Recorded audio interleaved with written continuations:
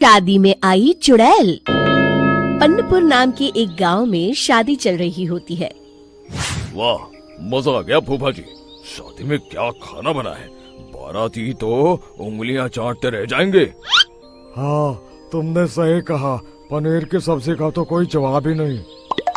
दूसरी तरफ पंडित जी फेरों की तैयारी कर रहे होते हैं कि तभी वहाँ एक चुड़ैल आ जाती है।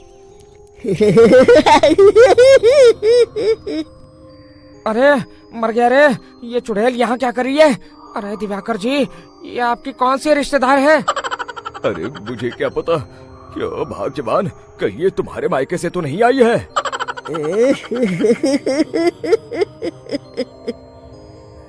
तुम लोगों की इस गांव में बारात लाने की हिम्मत कैसे हुई? मेरे रहते इस गांव में किसी की शादी नहीं हो सकती।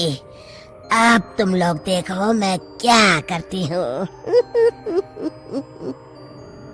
अरे मर गया रे, मैंने सुना है ये जबान की पक्की है। भागो रे भागो, वरना ये चुड़ैल किसी को नहीं छोड़ेगी।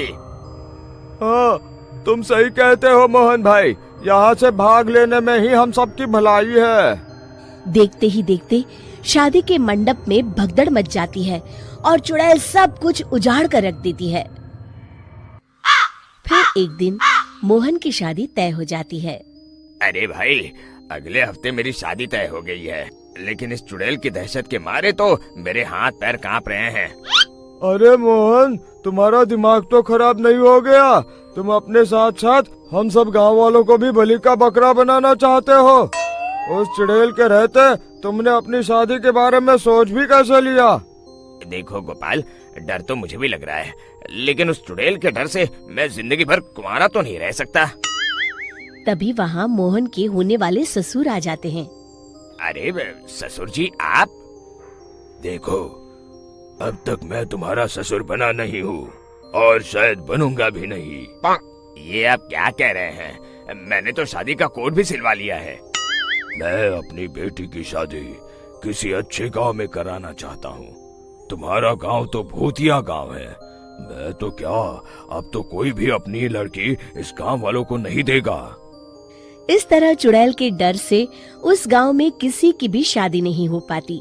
फिर एक दिन गांव के जमींदार अपनी बेटी की शादी करने का विचार करते हैं, लेकिन चुड़ैल के डर से उनकी भी हिम्मत जवाब दे देती है। अगर मेरी बेटी की शादी तय समय से नहीं हुई तो मेरी नाक कट जाएगी। मुझे कुछ करना ही होगा। एक सलाहकार के कहने पर जमींदार काशी से एक बहुत ही नामी तांत्रिक को अपने घर बुलवाते हैं, जो भूत चुड़ैल को पकड़ने में माहिर माना जाता था। जमींदार साहब, आप चिंता मत करिए। इस गांव की सीमा में प्रवेश करते ही मुझे उस चुड़ैल के बारे में सब पता चल गया था। आप उसे जल्दी से जल्दी कैद कर लीजिए ताकि मैं अपनी बेटी की शादी कर सकूं। जब वो चुड़ैल एक इंसान थी, तब ठीक उसकी शादी करने वाले दिन ही उसकी और उसके होने वाले पति की एक दुर्घटना में मौत हो गई थी। उसका होने वाला पति आज भी भूत बनकर जंगल में भटकता है। इसलिए जब तक चुड़ैल की शादी नहीं हो जाएगी, वो किसी और की भी शादी नहीं होने देगी। ये आप क्या कह रहे हैं?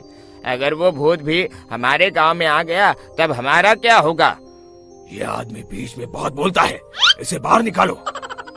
उसके बाद तांत्रिक बताते हैं कि अगर उस भूत के साथ चुड़ैल की शादी करा दी जाए तो वो चुड़ैल हमेशा हमेशा के लिए उस गांव को छोड़कर चली जाएगी।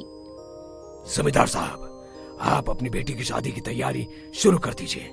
मैं कुछ गांव वालों को अपने साथ लेकर उस भूत को ढूंढने जंगल की ओर जाता हूँ। इस तरह जमींदार निश्चित होकर अपनी बेटी की शादी करवाने लगते हैं, लेकिन तभी वहाँ चुड़ैल आ जाती है।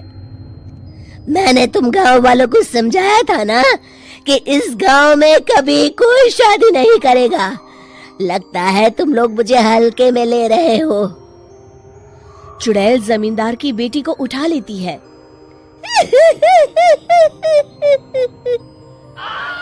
अब देखती हूँ बिना दुल्हन के तुम लोग शादी कैसे करोगे। मैं इसे अपने साथ ले जा रही हूँ। छोड़ मुझे, पिताजी, मुझे बचाइए। अरे कोई मेरी बेटी को बचाओ। तभी तांत्रिक उस भूत को लेकर वहां पहुंचता है। अरे भाग्यवान, रुको, इन मासूमों को परेशान मत करो, मैं आ गया हूँ, अब तुम मेरे साथ चलो। चुड़ैल बहुत खुश हो जाती है। आप आ गए, चलिए अब हम मंदिर में चलकर शादी कर लेते हैं। अरे अरे अरे अरे, ये क्या कह रही हो? मंदिर में जाके दोबारा मरना है क्या?